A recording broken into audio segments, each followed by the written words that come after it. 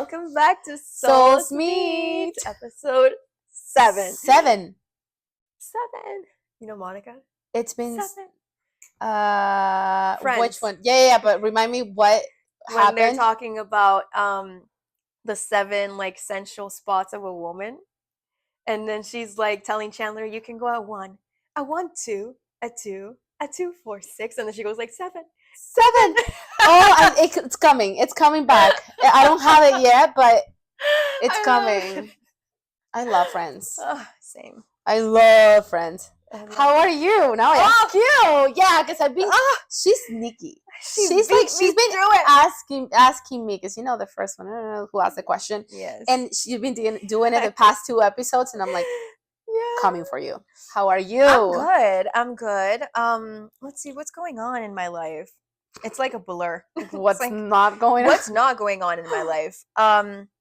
No, honestly, I'm good. Everything's good. I feel healthy. I feel great. My friends from London are coming to visit me, and I'm so excited to see them. I haven't seen them in a year. And we have a big party happening. I was gonna be like, well. Yeah, we have a big party happening. So I'm excited. I'm nervous about it because it's just like you want everything to go well. To be perfect. And the expectations of like, oh my God, are people going to have fun? So I'm a little bit nervous, but I'm also very excited. And yeah, I'm good. I feel like I'm good. That's good. Yeah. I love it. Yeah. I love that for you. How are you? I'm good too. Yeah, feeling excited right now for many things, but it's good. A lot of stuff happening as well. Still happening. I feel like we're saying that every week. It's always we're saying that every happening. week, but it's good. It's good. Things are, I don't know what else to say. It's just like a lot going on, but in good ways. And we're here having fun doing this again. And yeah. We're good. Yay us. Yay to us. All right, let's just we're gonna get right into it. To it. Am I going first? 2 new stories. I'll go first because my iPad is gonna die. It's gonna die. Another week where your Another iPad week is where my die. iPad is not. I don't charge my iPad clearly. I love that. Okay. Am I in the wrong for demanding my unemployed roommate pay me back after seeing her buy a MacBook? So my 34 female roommate and 35, she's 32 female, and I have been living together for 2 years now. We split rent 50-50, even though my room is slightly larger, but I cook more, so it evens out.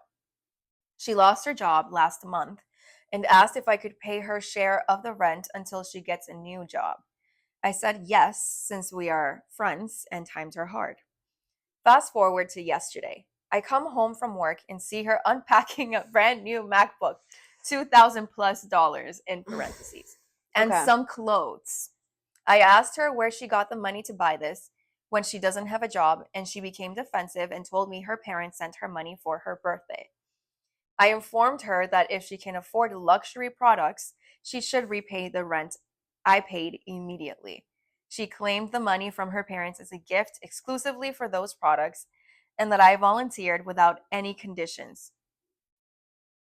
I reminded her that I am not rich either, and I missed a weekend getaway with my friends in order to pay her rent. She began crying and told me that I am being materialistic and do not understand her problem. I discovered this morning I received half the rent money in an envelope with a message stating she'd paid the other half when she can, but won't speak to me much anymore. I don't feel I'm being unfair in demanding my money when she's spending money on non-necessities, but perhaps I should have been more compassionate. Okay. Let's go. Piedra, papel, la tijera. 1, 2, 3. Okay. I don't know why this one is like hard. No, it is hard. I can see why it's hard. Yeah. So am I in the wrong for asking for my money back? That's the question, right? Yeah, right? Am I in the wrong for Am I in the asking for the money back? Am I in the wrong for demanding that my unemployed roommate pay me back? Yeah. Okay, I'm gonna say no. No, you're not in the wrong. Can you please do that to us again? No. I love it. not in the wrong. I think, I mean, I'm a person, I'm just basing it off me, okay? Okay. I am someone that if I owe money, I need to pay that person back as soon as possible. Like, as soon as I have the money. Rent is not cheap, okay? Rent is very expensive. If her parents actually sent her money, I would be like, I'm not gonna buy these products right now. I'm gonna pay my roommate her money back. And then I will get these products when I start working. Is it a necessity? No, I don't think those things are a necessity. I feel like it was wrong of her to not pay her roommate back when she had the money. Obviously, there's more to it, but second perspective. But I don't think you're wrong in demanding that she gives you the money back, especially after you missed a weekend getaway with your friends because you chose to work so that you could pay half of her rent, which is a beautiful thing to do. And then you see her coming in and opening up a new MacBook and clothes. And I think she said expensive ones, right? Yeah. So she spent over $2,000 between those two things. Yeah. So I would be upset too. Like, where the fuck is my money? Where's my money? Yeah. Where's my money? Also, I just got a MacBook. And I know you can make payments.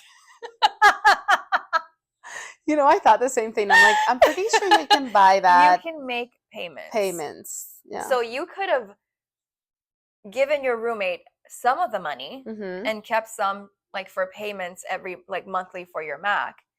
And then but give her like show her that you're trying to, that you're thinking of her, that you're trying to pay her back, that you're being considerate of the fact that she paid for half of your rent. I think it's inconsiderate that you chose to buy things without communicating or even say, hey, listen, I know that I owe you money. I just got this stuff. I need it for X, Y, and Z if it's a necessity. If you actually need the MacBook. I don't think you do, but yeah. X, Y, Z, for this reason I got it. My parents sent me the money. It's a gift for my birthday. I just want to let you know that I don't want you to think that I'm just spending money that I owe you. But I think it's just very inconsiderate on her part to not say anything and then get mad at her and say, I'm not talking to you much anymore. Right. I'm sorry, you're the one here that owes someone money. Money, yeah. And didn't explain to her the situation. I don't think you're in the wrong. I think you're right. Like, it's, I, what I believe and what I think, the same thing. Also, you're both adults. Yeah. You have responsibilities. I understand this money came for like, as you probably, because that's going to be part of my take, like, you probably have a necessity. You probably are struggling if you don't have a MacBook and you want to, like, I don't know, apply for more jobs, or you feel that you need, like, maybe you do have a MacBook but it's not working properly, or like, you know, like the clothing that you just bought, it's stuff that you needed for I don't know, an interview or whatever explanation it can be given. You have responsibilities. Your friend doesn't owe you like this. Like, she shouldn't have to pay for your part of the responsibility. Right. The second you get some money, whatever the reason is for, like, even if your parents are saying, like, I'm going to send you this so you can do this, you'll say, actually, I'm parents, gonna use it for rent. Thank you for that, but I'm going to use it for rent because I haven't paid anything in this house. Yeah. You are taking advantage of your friend. I'm sorry. You are. Yeah. Or if not, you go back to your friend and you say, listen, my parents are going to send me money to buy this stuff. Like, to me, I would be like, the first thought, I don't know, I would think about that beforehand. Like, I would be like, I'm going to buy some stuff and I'm not paying rent here. I had to ask my friend to pay for it. I'm going to tell her up front because I know how this looks. Yeah. So I'll be like, hey, listen, not that I have to give you explanations of what I do. No.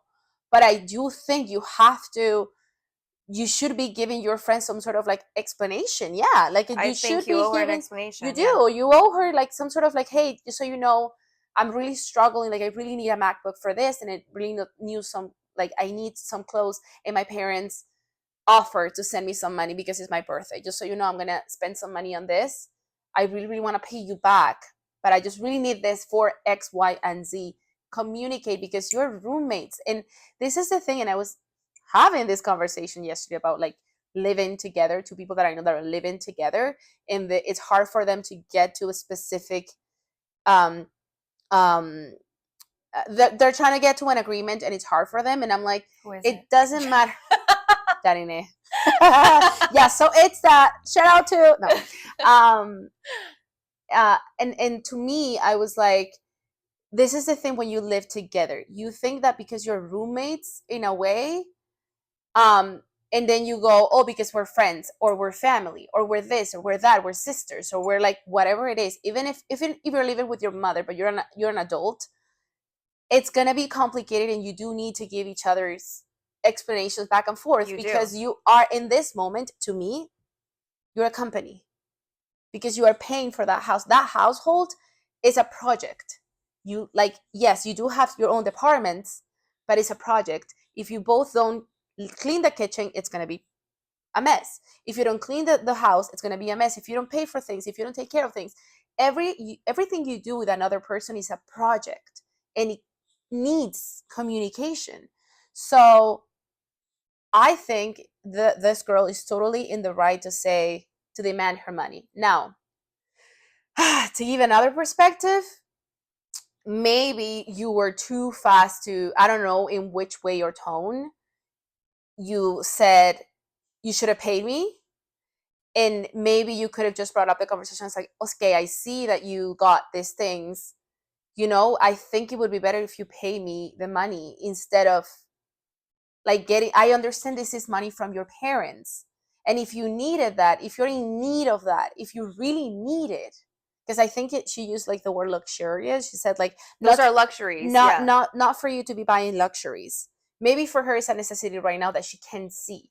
So I think I always go back to my questions, like ask a question. That's to give another perspective. Like maybe ask a question first and be like, hey, okay, good for you. Do you really need that right now? Like, can I have you don't have to tell me what you're doing in your life, but I am paying for your part of responsibility of the place that you're living in.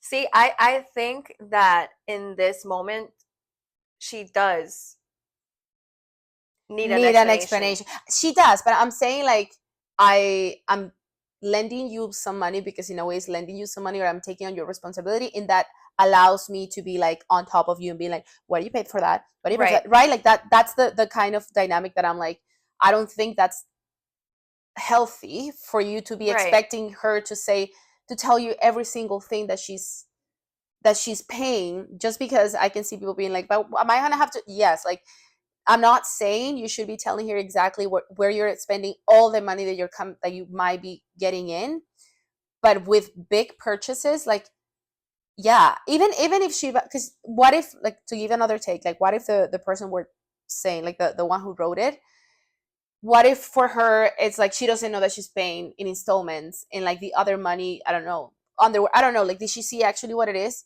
Whatever it is, you have a responsibility with this person. You should be giving her some sort of explanation, because she's paying for your responsibility. That's your responsibility, where you live. And her just being like, well, I'll send you the money and I don't want to speak to you, that's victimism. And like, to me, it's like, no, like, whatever it is, even if you don't like the tone that your friend told you should pay me the money, it's her money. It's her money. It's like, to me, it's insane, because it's not even a cup of coffee. It's rent. The moment that you said that she was like, she asked me if I could pay for the rent for the both of us, I was like, how was she able to go from like paying? I don't even know how, like, I don't even know how you get to that point where you're That's like, a lot of money. Pay for my rent? Why didn't you ask your parents for the money? Right. Like, your parents gave you money for luxuries. Yeah. Why didn't you ask your parents to help you in that sense? $300. I mean, let's say the parents sent $1,500. Go and have a conversation with a friend and say, guy, like, listen, I just got this money. I'm gonna give you 500, but the other 1,000. Well, that's what I said. Really need to. That's what I'm saying. Like, she could have just done it very differently. She could have explained, why she got these things instead of giving her the rent. She could have given her the money for the rent instead of buying these things. Or she could have said, hey, I'm going to give you some. Like, she could have done so much rather than just buy these things and not say anything to her roommate, knowing that she owes her money. And that is money. It's not even like... It's money. And I don't know where you guys live, but rent is not, it's not cheap. Anywhere. It's not cheap. And whatever it is, she's paying double what she has to pay. Yeah. Like, that's insane, man. That's insane. And she, I mean, it doesn't sound like this girl has the money to just fork it out. She said she had to miss a getaway weekend to be able to work to pay for the roommate's rent. So clearly this is not a person that just has money laying around that you could borrow from. Honestly, even if she did, it's true. But like, but you know, like, it's... she's already accepting pain. Like, again, we go back to that. Like, she's already accepting to pay for your half of responsibility. Have some decency and have some respect and communicate with the friend that is helping you. People don't communicate clearly. If there's one thing we're learning with Am I in the Wrong is people do not communicate. Whatever you're feeling or thinking, just say it. Yeah. You know? Anyway, we don't think you're in the wrong. No, you're not in the wrong, mommy. No. Okay. All right. Next story. We're going to the next story. Yes. Okay, this is a little bit of a long one. Okay. Am I in the wrong for exposing my sister's fake cancer to our parents after she refused to come clean herself? I need to understand why you would do that. 2 episodes ago, it was ashes. Now, fake cancer. Okay. I, 34 female, just found out that my sister, 31 female, who has been telling my whole family she has cancer for the last 8 months, has been lying. 8 months? She shaved her head, said she was doing chemo, and had our parents move in to help her through treatment. Oh my gosh. I started to have doubt when, besides also staying out late relatively frequently, she would never let anyone attend appointments with her, and she clearly had way too much energy for someone going through aggressive chemotherapy. Last week, I ran into the office manager of my sister's oncologist at a coffee shop. Small town. It's a small town.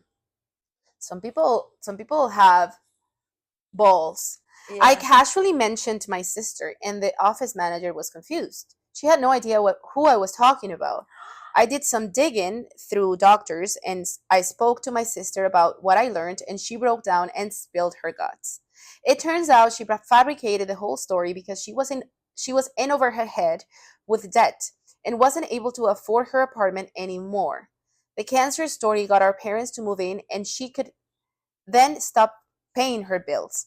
I was furious and told her that she had 24 hours to tell her parents the truth, or I would. She asked me not to tell them because it would ruin her relationship with them. She did not tell them, so yesterday I took everything to our parents. Our parents are heartbroken. My sister is acting like I had no right to out her, and she didn't even say this to our parents. She was going to stage a miraculous recovery next month.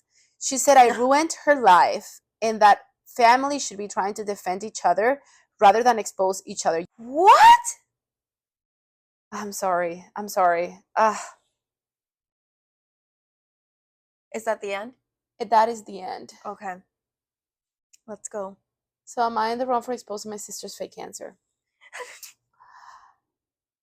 Piedra, papel o tijera. 1, 2, 3. Fuck. I really wanted to say it. Okay, you say it. I'll say it with you. No, you're not in the wrong. What?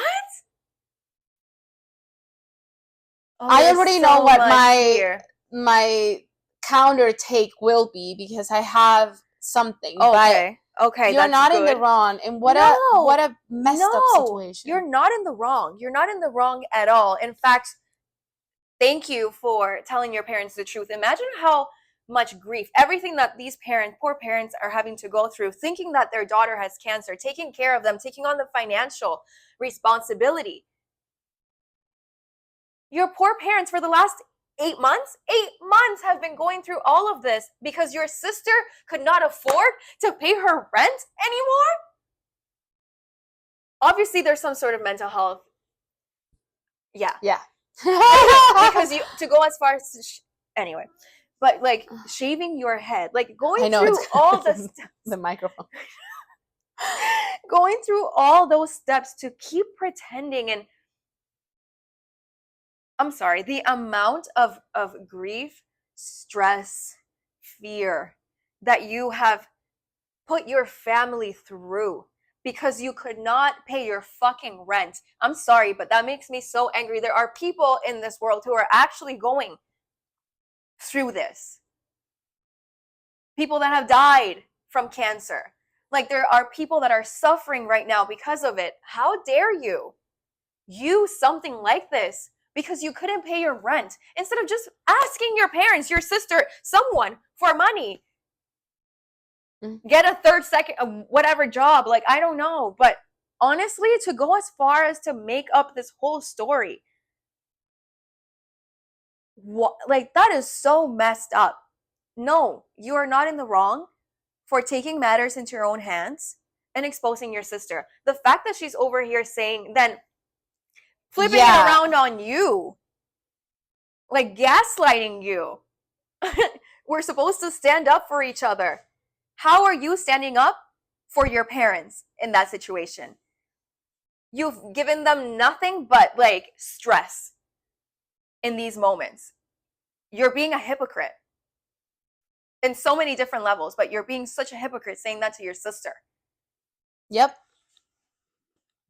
You are so in the wrong here.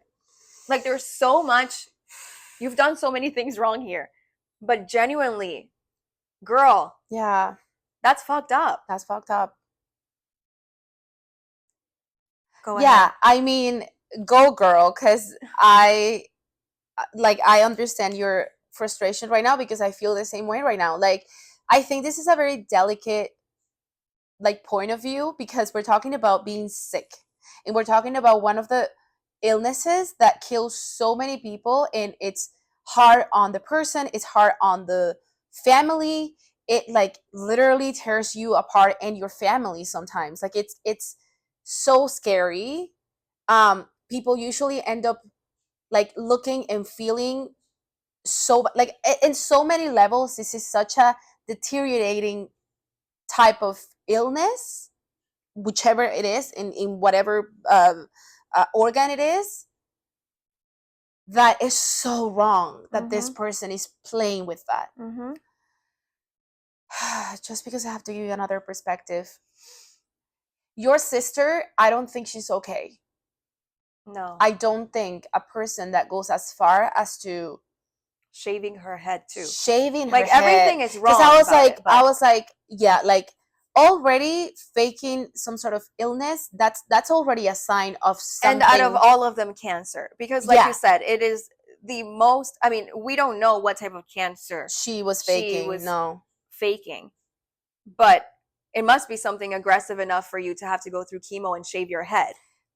That's what I'm saying. Like, only faking whatever illness or whatever is wrong already, like health condition, it's already wrong and weird. But like, she shaved her head. She would say that she was going to chemotherapy. She allowed her parents, obviously, that at the end of that was like the ultimate goal, but like, she allowed her parents to change their lives to be there for her. She maintained such a heavy lie that I don't think your sister is okay. No. So if I need to give another perspective and you were to come to me before confronting her, or before she was like, or after she was like, please don't tell anything to my parents, whatever, and you were like, what do I do? I'm going to my parents. I would have been like, listen, I don't know if this is what you did, because now I don't know how she put it out there, but I think I would kind of go behind her back in a way, because this is concern to me, that's concerning. So I would go to my parents and be like, we need to talk about this. This is something that is happening, because I don't think she's okay. Like, whatever comes after this explodes, I don't think my sister is mentally okay. So why do I even do this? Like, I don't think this is something that you can just like, hey, we're gonna talk about this. No, this is it, blah blah blah. Maybe she did though, and I don't know. But like, in another perspective, like going to your parents and say like, I need to talk to you, and I know this is going to be shocking, but we need to see how we're gonna deal with this as a family, because this is very, very serious for the future of the mental health of your sister. I don't think this is lightly. I don't know, maybe some people out there might be like whatever, but I'm like, she shaved her head, she did things that this is like, sometimes money takes you there, and like the ability to like not be able to fail takes you there. And it sounds like on the surface that's what maybe drove her to um keep this lie, or like even create this lie, because she doesn't want to, she was like in debt and she didn't want to accept it, and maybe it can be like failure. I don't know how, like how your parents are about that, or like the people around you are about that, and she really felt like she had no salida, no exit. She felt like she had no exit. Well, But it's very questionable, because there are so many steps that you could have taken before. Not that it's ever okay to get to that point where you're lying about an illness, but there are so many steps that she could have taken before getting to that, you know? Like that's why I agree, there's some sort of mental health issue involved, because there's no way that a sane person would come to this conclusion and decide to do something like this and maintain it. I mean, and maintain it for that long. Even if you go and say, okay, you did not know what to say, and you said that something like, I'm sick, whatever, even though that's pretty crazy. But then, to maintain it for that long, to shave your head, to say you're going through chemo, to do all of that, you're not, and to not see the repercussions of it, to not see how much you would be hurting your parents. And like your sister she is gaslighting you right now. She's telling you that you should defend her. Where was she? How did she defend and protect her parents right now by doing that? You know how heartbroken for her parents it is to like face that their child lied to them so easy? Because I'm sorry, like, to me that's easy. Yes, it's a very easy way out, because oh my girl, I can only because facing also the pre-grieving that any family and member or friends have when they know that somebody has cancer and that it could potentially lead to death. That's a lot. That's like a mental and emotional load on so much on you, on your parents, on other family members, like so much that that's why this person having to process that, and then having to process that your sister is such a liar, and having to process that your parents are gonna be heartbroken like this. It's a lot. I'm sending you love. Whoa. I hope that you're not overthinking this. Yeah, maybe things can always be handled maybe in a better way, but I'm actually good for her. No, that's what I was gonna say. That's a hard thing to do. I think in this situation, there is no better way. She told her sister, "I'm giving you 24 hours to tell her parents to come clean."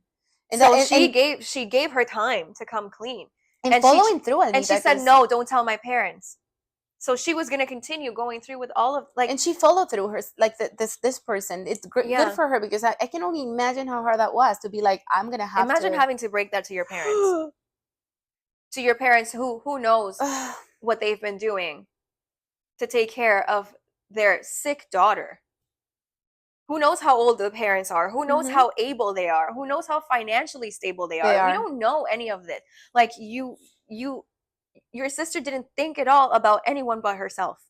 No. So why do you need to think of her in this moment? I'm sorry, you don't. You don't. You need to think of your parents who have literally dropped everything to take care of her. And you probably, out of anybody else, has seen that firsthand. Yeah.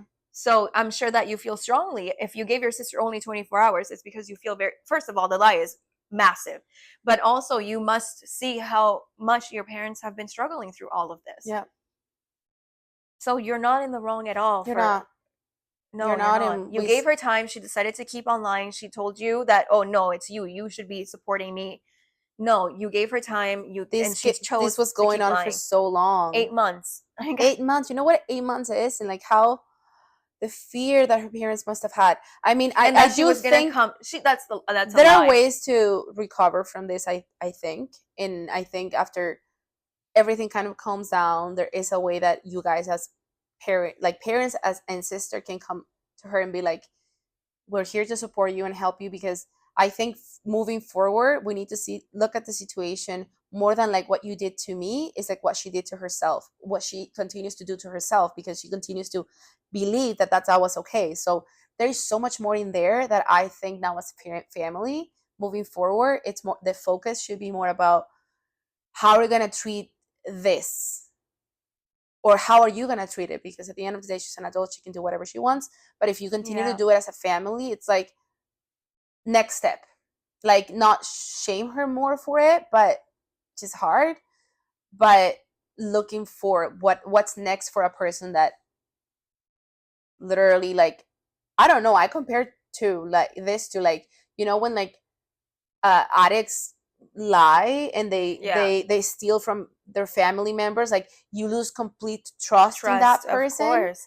Oh, that lost is, I mean, that's lost the trust 100%. There's no way. How do you trust a person like that after such a massive lie for that long? I agree. I think it could be worked on over time. You're going to have to build that trust back, but you are definitely going to have to prove that you are working on yourself and that you are acknowledging how wrong this is, because right now it doesn't sound like you acknowledge that at all. The woman, the sister that's lying. That's lying. Yeah. If anything, you did a favor. Like you did her a favor that she can't really see right now. You stopped her from continuously doing something that was not okay, and doesn't seem like she knew how to stop it. No. Even though she said, "Oh, in a month I was gonna." Yeah, miraculously. That's not any better.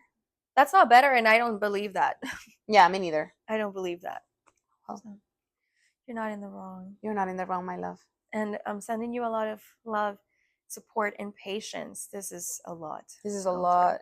This marks you. Because if this was your sister who deceived you, everything. Yeah. Who deceived you, it's who else can now? Oh my gosh. Okay, yeah.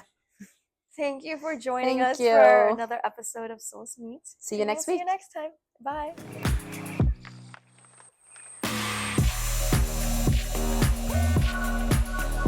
Bye.